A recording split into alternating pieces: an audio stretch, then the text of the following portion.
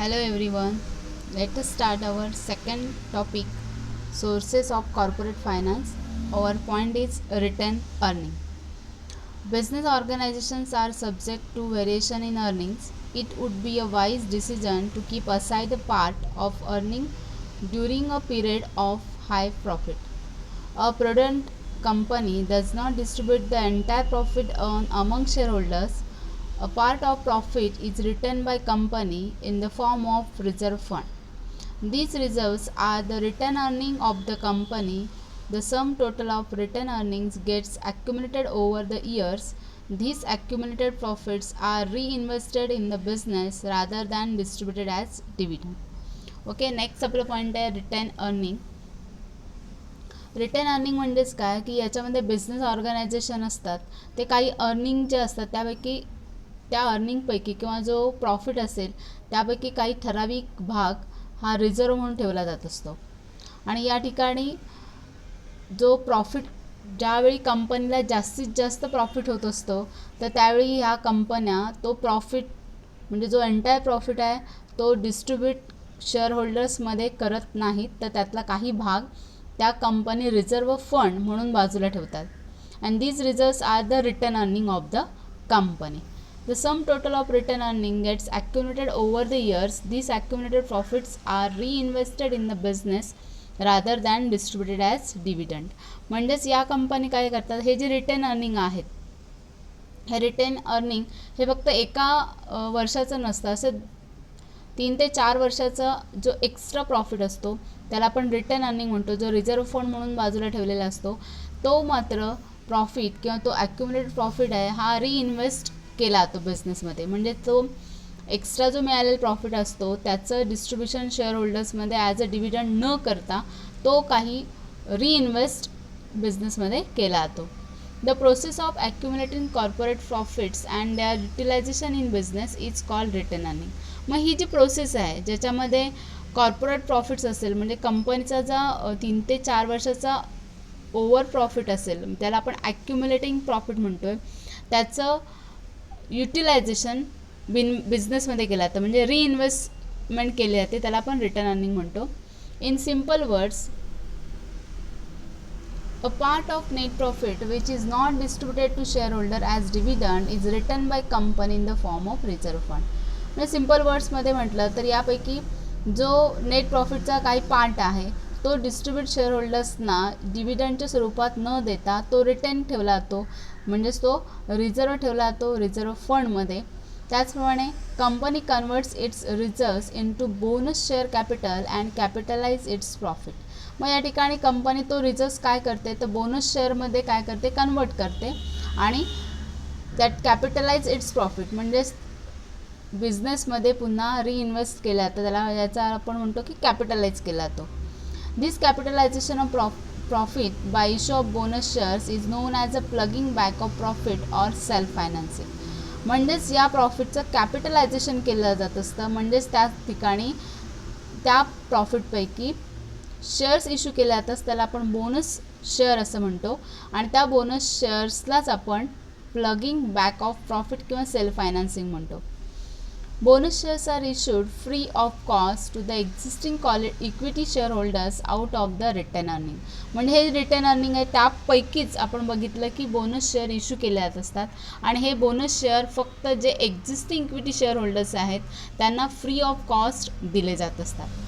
The management can convert return earning into permanent share capital by issuing bonus share. It is an important source of raising long-term capital. It is simple and cheapest method of raising finance. It is used by established company. It is an internal source of finance. तर या ठिकाणी काय करत असते management, हे जे return earning आहे ते परमनंट शेअर कॅपिटलमध्ये कन्वर्ट करत असते आणि ते कन्वर्ट करण्यासाठी हे परमनंट शेअर कॅपिटल तयार होत असतं, त्यासाठी बोनस शेअर इश्यू केले जात असतात. आणि हा जो इम्पॉर्टंट हा सोर्स आहे ज्याच्यामुळं की रेझिंग लॉंग टर्म कॅपिटल आपण या ठिकाणी कॅपिटल रेज करण्यासाठी या बोनस शेअरचा इश्यू केला जात असतो. आणि ही अतिशय सिम्पल अँड चिपेस्ट मेथड आहे ज्यावेळी आपल्याला फायनान्स रेझिंग करायचं असेल किंवा या फायनान्सचा वापर आपण कंपनी इस्टॅब्लिश करायची असेल तर त्यावेळी केला जात असतो. तो हा इंटरनल सोर्स ऑफ फायनान्स आहे की त्याद्वारे कंपनी आपला परमनंट किंवा लॉंग टर्म कॅपिटल इस्टॅब्लिश करू शकते. त्याच्यानंतर आपण बघू शकतो पुढचे points, determinants of return earning. कोणकोणत्या पद्धतीने आपण हे रिटर्न अर्निंग मिळवू शकतो, तर त्याचे सोर्सेस आहेत काही. First one, total earning of company. If there is a ample profit, company can save and return some parts of profit. More the earnings, the company can save more. Attitude of top management also determines the amount of return earning. तो first source आहे किंवा first determinants आहे return अर्निंगचा, तो म्हणजे total अर्निंग्ज of company. म्हणजे या ठिकाणी जर तो प्रॉफिट ॲम्पल प्रॉफिट असेल, मॅक्झिमम प्रॉफिट असेल, त्यावेळी कंपनी सेव्ह करत असेल किंवा रिटेन करत असेल त्या प्रॉफिटपैकी काही पार्ट, तर त्यावेळी जे एक्स्ट्रा अर्निंग असेल ते सेव्ह केलं जातं आहे. आणि या अर्निंग किंवा अशा पद्धतीने सेविंगची जी मेथड आहे ती टॉप मॅनेजमेंटमध्ये सुद्धा किंवा टॉप मॅनेजमेंट लेवलची असेल किंवा कंपनी असेल तर त्या ठिकाणी या पद्धतीने टोटल अर्निंग ऑफ कंपनी करत असते. सेकंड आहे taxation policy. The taxation policy of government is also an important determinants of corporate saving. If the taxes levied are at high rates, company cannot save much of the profits in the form of reserve. So second determinant, that is taxation policy. ती या ठिकाणी सगळ्यात important determinant of corporate saving आहे की ज्याच्यामध्ये taxation policy of government apply केली जात असते. आणि यामध्ये हे जे टॅक्सेस असतात त्याचा रेट हा हाय रेटने असते. आणि अशावेळी company cannot save much of the profits in the forms of the reserve. मग अशावेळी कंपनी मात्र सेव्हिंग करू शकत नाही, कारण त्यांना काय केलं जात असतं, हाय रेटने त्यांना टॅक्स पेड करावा लागत असतो. त्यामुळं त्यातला जो आपण म्हणतो रिटर्न अर्निंग हा आपण रिझर्वच्या स्वरूपात ठेवू शकतो, तो मात्र या ठिकाणी कंपनी ठेवू शकत नाही, कारण टॅक्सेशन पॉलिसी म्हणजे त्याचा रेट हा हाय असतो. Next one, dividend policy. It is a policy of board of directors in regards to distribution of profits. In conservative dividends policy is needed for having good accumulation of profit, but this policy affects shareholder as they get dividend at a lower rate. आता या ठिकाणी next policy आहे ती म्हणजे dividend policy. ही जी policy आहे it is policy of board of directors in regards to distribution of profits. म्हणजे या ठिकाणी बोर्ड ऑफ डिरेक्टर्स असतात, त्यांच्या थ्रू जे डिस्ट्रीब्युशन ऑफ प्रॉफिट केली जात असते त्यांची पॉलिसी असते. आणि या ठिकाणी कन्झर्वेटिव्ह डिव्हिडंड पॉलिसी आहे, यामध्ये त्याची गरज हे जास्तीत जास्त म्हणजे ॲक्युमुलेशन ऑफ प्रॉफिट करण्यासाठी असतं. आणि अशावेळी ही पॉलिसी शेअर होल्डर्सवर अफेक्ट करत असते की त्यांना लोअर रेटनी काय मिळत असतं, डिव्हिडंड मिळत असतं. कारण आपण त्यातला रिटर्न अर्निंग कसं असतं, रिझर्व फंडच्या स्वरूपात ठेवलेला असतो, तेव्हा उरलेला जो असेल प्रॉफिट तो आपण या शेअर होल्डर्सना देत असतो, त्यामुळे तो लोअर रेटनेच त्यांना डिव्हिडंड मिळत असतो. Next, government control. A government is regulatory body of economic system of the country. Its policies, rules and regulation ensures that the companies work as per its regulations. Company has to formulate its dividend policy in accordance with the rules and regulation framed by the company. तर यामध्ये next point तो म्हणजे government control. याच्यामध्ये आपल्याला माहिती आहे की आपल्या कंट्रीमध्ये government regulatory body of economic system आहे. आणि यामध्ये त्याच्या ज्या पॉलिसी आहेत, रूल्स अँड रेग्युलेशन आहेत, त्याप्रमाणे ज्या ठिकाणी ती कंपनी असेल त्या ठिकाणी त्या रूल्स अँड रेग्युलेशननुसार वर्क करावं लागतो. त्याप्रमाणे मग कंपनी या ठिकाणी जे डिव्हिडंड पॉलिसी करणार आहे ती डिव्हिडंड पॉलिसी किंवा जे डिव्हिडंड डिस्ट्रीब्यूट केलं जाणार आहे ते त्या ठिकाणी असलेल्या रूल्स अँड रेग्युलेशन गव्हर्नमेंटच्या नुसारच दिला जात असतो. नेक्स्ट आपण बघतोय point, sources of borrowed capital.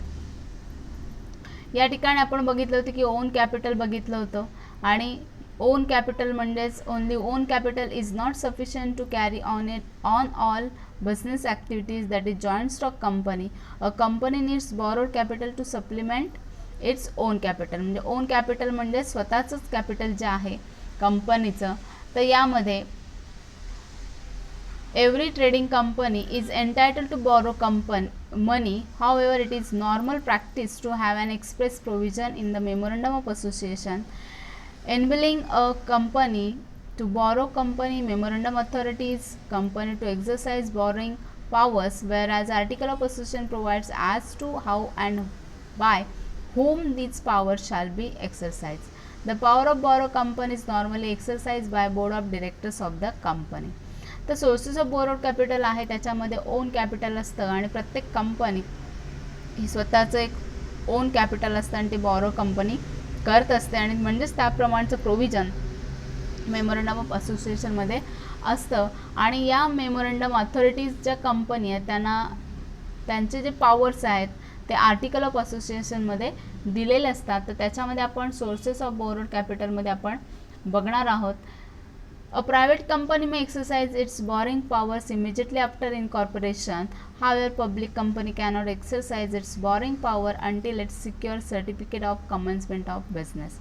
तर या ठिकाणी कायम लक्षात ठेवायचं आहे, जी प्रायव्हेट कंपनी असेल तिला जे मिळणारे बॉरिंग पॉवर्स रिस्पॉन्सिबिलिटी असतील त्याचप्रमाणे जे काही रूल्स अँड रेग्युलेशन असेल किंवा एखादा प्रायव्हेट कंपनीला बिझनेस स्टार्ट करायचा असेल तर त्यावेळी आफ्टर इनकॉर्पोरेशन ती कंपनी आपला बिझनेस स्टार्ट करू शकते. मात्र public company cannot exercise it's borrowing power until it's secure certificate of commencement of business. जोपर्यंत पब्लिक कंपनीला कमेन्समेंट ऑफ बिझनेसचं सर्टिफिकेट मिळत नाही तोपर्यंत ती कोणत्या प्रकारे त्यांचे पॉवर आहेत ते एक्सरसाइज करू शकत नाही.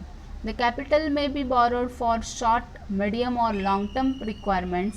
It is better to raise borrowed capital at a later stage of company's business when company want to expand or diversify its business and it requires additional capital. This additional capital may be raised by issue of debentures, accepting deposits, bonds, loans from commercial banks and financial institutions. म्हणजे याच्यामध्ये जे borrowed capital आपण बघणार आहोत ते borrowed capital कुठल्या पद्धतीने issue केलं जात असतं, त्याच्यामध्ये ॲडिशनल कॅपिटल कसं रेज केलं जात असतं ते म्हणजे पहिलं इश्यू ऑफ डिबेंचर्स, दुसरं आहे accepting deposits, bonds, loans and commercial banks and financial institution.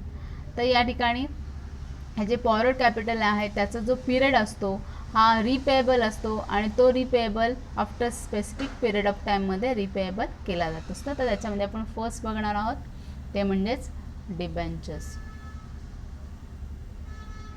Debentures are one of the principals sources of raising borrowed capital to meet long and medium term financial needs. Over the years, debenture have occupied a significant position in the financial structure of the companies. The term debenture has come from the Latin word debere, which means to owe, and the term debenture has not been defined clearly under Companies Act.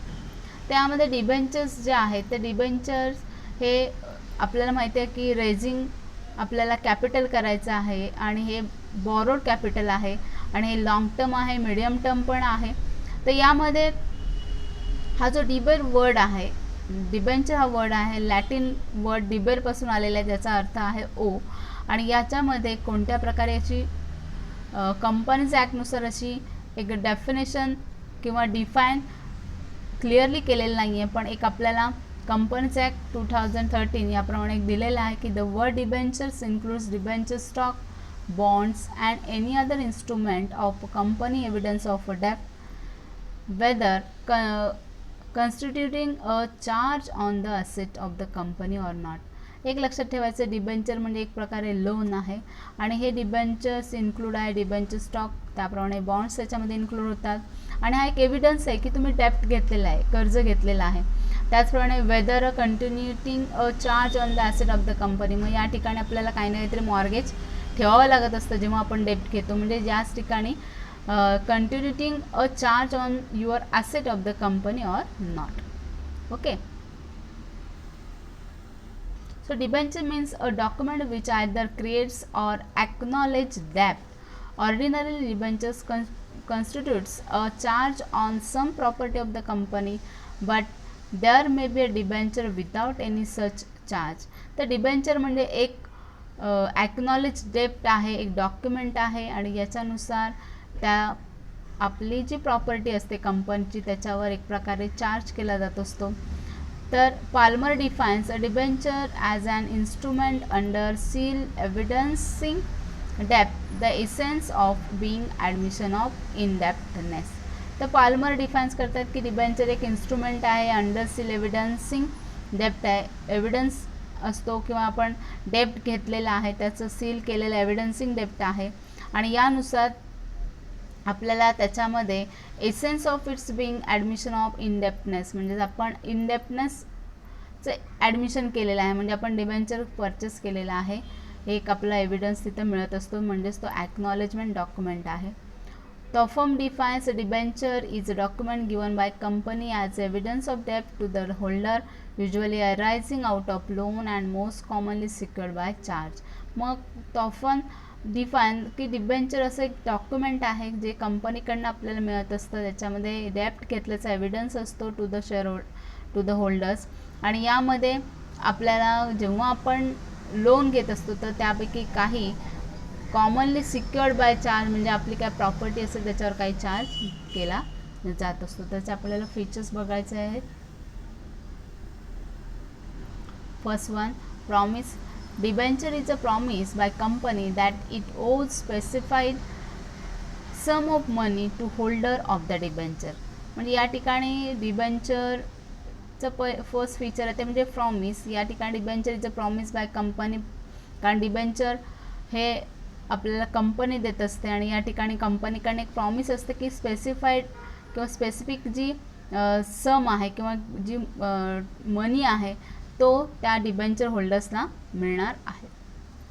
Next, face value. The face value of debenture normally carries high denomination. It is ₹100 or in multiple of ₹100. त्याची face value जी आहे ती हाय डेम्युनेशन असते, म्हणजे price जास्त असते, ₹100 किंवा in multiple of ₹100च्या स्वरूपात आपल्याला मिळत असते. Time of repayment. Debentures are issued with the due date stated in debenture certificate. The principal amount of debentures is repaid on maturity date. तर टाईम ऑफ रिपेमेंट म्हणजे डिबेंचर्सचं जे आपलं सर्टिफिकेट मिळत असतं त्याच्यावर डिबेंचर इश्यू केलेले असतात, मग त्याची फेस व्हॅल्यू किती आहे त्याप्रमाणे त्याची मॅच्युरिटी डेट किती आहे की त्या ठिकाणी आपल्याला प्रिन्सिपल अमाऊंट ही रिपेड करावी लागत असते. त्याच्यानंतर priority of repayment. Debenture holders have a priority in repayment of debenture capital over other Clements of company. तर या ठिकाणी प्रायोरिटी ऑफ रिपेमेंट म्हणजे डिबेंचर होल्डर्स यांना एक प्रायोरिटी दिलेली असते की डिबेंचर्स आपल्याला रिपेमेंट करायचं आहे आणि याच्यावर जे क्लेमेंट म्हणजे ज्यांनी क्लेम केलं असेल त्यांच्या आधी मात्र या डिबेंचर होल्डर्सना काय करायचं असतं, रिपेमेंट करायचं असतं. Next, assurance of repayment. Debentures constitute a long-term debt. They carry an assurance of repayment on the due date. तर या ठिकाणी डिबेंचर कन्स्टिट्यूट लॉंग टर्म डेप्ट आहे, यामध्ये रिपेमेंटची जी ड्यू डेट असते ती मात्र त्या डिबेंचर सर्टिफिकेटवर मेन्शन केलेली असते. Next, very important point, that is interest. A fixed rate of interest is agreed upon and is paid periodically in case of debentures. Payment of interest is a fixed liability of the company. It must be paid by company in respective of the fact whether the company makes profit or not. तर या ठिकाणी कायम लक्षात ठेवायचं की जे debentures आहेत त्या डिबेंचर्सवर आपल्याला इंटरेस्ट द्यावं लागत असतं आणि हे जे इंटरेस्ट आहे ते फिक्स रेटनीच द्यावं लागत असतं आणि ज्यावेळी आपण पेमेंट ऑफ इंटरेस्ट करत असतो तर ती लायबिलिटी ऑफ द कंपनी की फिक्स लायबिलिटी आहे त्या कंपनीची. It must be paid by company irrespective of the fact whether the company makes profit or not. म्हणजे जरी कंपनीला प्रॉफिट झाला किंवा नाही झाला तरी त्यांना इंटरेस्ट हा द्यावा लागत असतो. त्याचप्रमाणे पार्टीज ऑफ डिबेंचर्स. या ठिकाणी there are 3 parties, that is company, trustees and debenture holders. And first one company. This is the entity which borrows company. It means who borrows the company, so that is called a company. And trustee, a company has to appoint debenture trustee if it is offering debentures to more than 500 people. This is a party through whom the company deal with the debenture holders. The company makes an agreement with trustee. It is known as the trust deed. It contains the obligation of company, rights of debenture holders, powers of trustee, etc. म्हणजे या ठिकाणी जे trustee असतात यापैकी companies debentures पैकीच काही debenture trustee म्हणून appoint केलं जात असतं आणि त्यांना ऑफरिंग केली जात असते की मोर दॅन 500 पीपल, त्याप्रमाणे त्यांची एक ट्रस्टी 500 लोक त्याच्यामध्ये असतात आणि याप्रमाणे कंपनी डील करत असते डिबेंचर होल्डर्ससोबत. आणि ही कंपनी ॲग्रीमेंट करत असते विथ ट्रस्टी, तेव्हा त्याला आपण ट्रस्ट डीड असं म्हणतो. And it contains the obligation of company, rights of debenture holders, powers and trustee. तर या ट्रस्ट डीडमध्येच काय कंटेन असतं, तर त्या ट्रस्टीचे पॉवर्स कुठले आहेत, डिबेंचर होल्डर्सचे राईट्स कुठले आहेत हे मेन्शन केलं असतं. थर्ड पार्टी येते म्हणजे आपले debenture holders. These are the parties who provide loan and receive debenture certificate as an evidence.